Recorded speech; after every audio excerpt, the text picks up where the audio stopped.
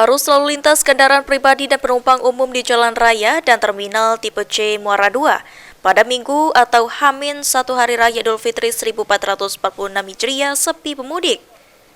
Pantauan Timpal TV di terminal tipe C Muara 2 kedatangan kendaraan bus antar kota dan antar provinsi atau AGAP yang mengangkut penumpang umum atau pemudik terpantau sepi. Suasana di terminal tipe C Muara 2 dan jalan raya Muara 2 Batu Raja, Muara 2 Ogan Komering Ulu Timur nampak lengang dan lancar. Situasi ini jauh berbeda dari tahun sebelumnya, di mana pada tahun sebelumnya lonjakan penumpang ini telah terjadi sejak H-5 Hari Raya hingga H-1. Sepinya pemudik pada tahun ini juga diakui oleh beberapa pengurus bus antar kota antar provinsi. Jumlah penumpang pun mengalami penurunan hingga 70% dari tahun sebelumnya. Untuk arus mudik tahun ini seperti apa ini, Pak? Ini separuh dari tahun kemarin, ini sepi ini. Mesti di hari terakhir ini? Iya. Untuk hari terakhir ini sendiri ada berapa bis masuk ini?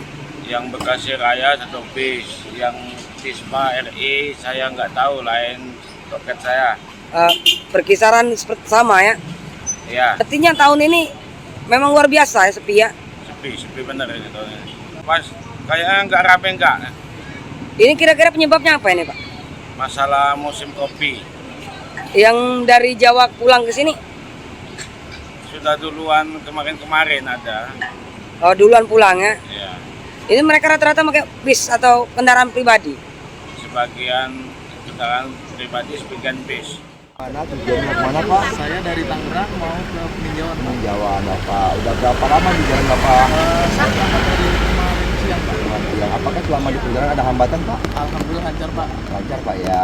Aman, nyaman, dan lancar. Oke, Bapak. Semoga silakan dilanjutkan perjalanannya, Pak. Semoga sampai tujuan dengan selamat dan kembali ke Tangerang dengan selamat, Pak, ya. Tetap utamakan keselamatan, Bapak, ya. Dari Ogan Komering Ulu Selatan, Sri Fitriana, PAL TV.